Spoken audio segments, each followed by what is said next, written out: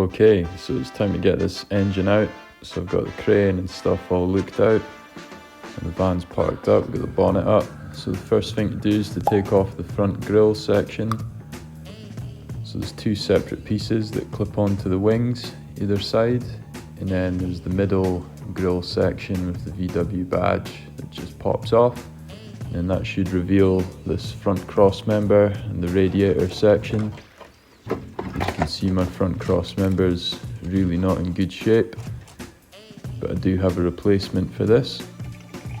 So the next thing I'm doing here is just draining out all the coolant.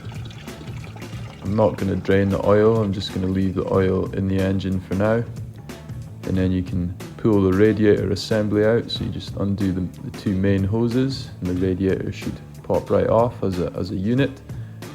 And then from there it's pretty easy just to take out all the bolts that are holding in that front cross member. And then once that's off, you should have some pretty good access to the engine itself. I'm just showing some of the rust that I'm going to have to deal with here. And there's a few other little things that we'll need to start removing, like the fuel filter there with the fuel lines and stuff. So here's the back side of my front cross member that I've just taken off. As you can see, it's totally rotten at the back. It's not even worth trying to save this one.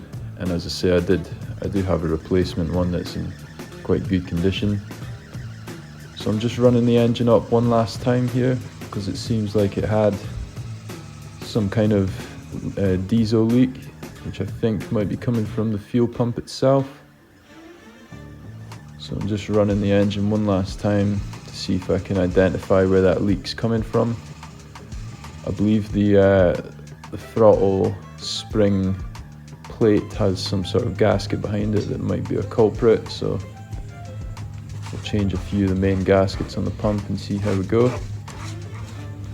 You can see these inner wings are just caked in leaves and debris from all the years. But this side doesn't look quite as bad as the other side, but obviously we won't know till we start sort of stripping things down. So at this point it's just a case of unplugging the wiring. You've got the fuel lines that you'll need to take off. There's also the exhaust.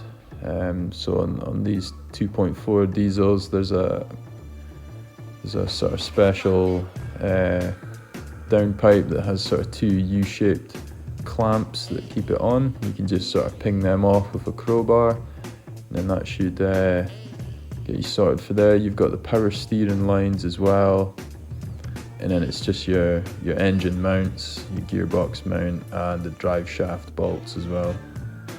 So at this point I've got the engine free. There was just one power steering line at the back there just to unhook, and then just a few little bits and bobs, and the engine's now free. So overall, not too bad a job, quite simple. Once you get that entire front end off, as I say, you've got really good access to the engine at that point. Now this engine is 167,000 miles. It still runs absolutely fine, even after sitting for sort of 10 years or so. It just really needs a good clean up, maybe some gaskets, probably put a new clutch in it, and obviously we'll service it with some new oil and stuff as well. So there you have it. That's the engine sitting in the corner, ready for the gaskets and stuff that I just mentioned. And I've got really good access now to get into these inner wings to start making the repairs.